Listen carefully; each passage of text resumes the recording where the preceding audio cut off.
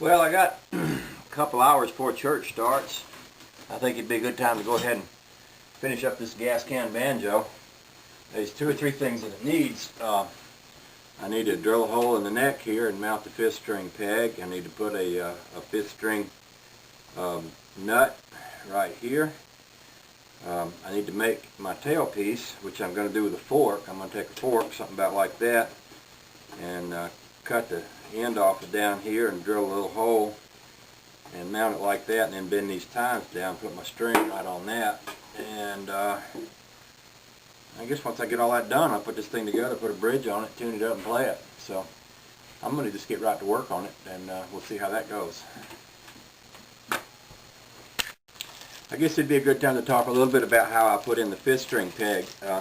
The fifth string peg is made in such a way, this is a new one here, this is actually a geared peg. Pretty good peg, it costs a little bit extra, but I think it's worth it on the fifth string.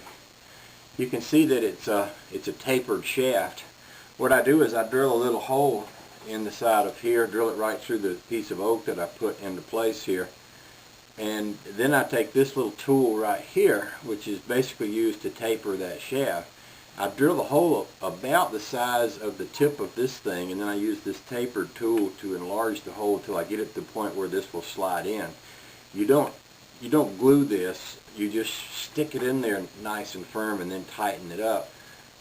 It will stay put. The spring pressure kind of helps it to stay put, and I'm going to mount it in such a way. You'll notice that I have my stick running up to 1, 2, 3, the 4th fret.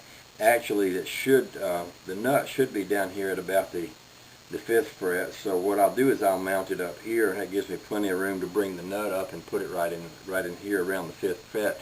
It doesn't matter. You can put this nut just about anywhere. It really doesn't matter because that's just a drone string.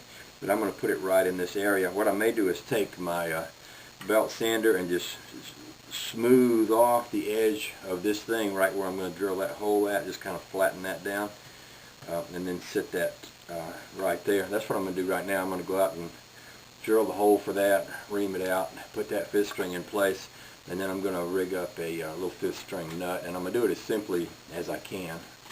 Probably what I'll do is just use something like a little piece of wood. When I made the nut on this one, I just took a piece of wood and glued it right there and put a notch in it, because I wanted to keep it as inexpensive and as simple as I could. I don't know if you can see that or not, but that's kind of what I was working toward there. Anyway, I'll get to work on that. Oh, I guess I didn't show you my fifth string peg after I got it mounted up, but here it is. You see, like I was telling you, I made the hole in the neck. I used my little tool to scrub it out. I'm going to make the fifth string nut out of this little piece of maple. It will sit right there, and I'll glue it in place once I can pull a string across it, and I'll put a notch in the top of it and run the string right through that.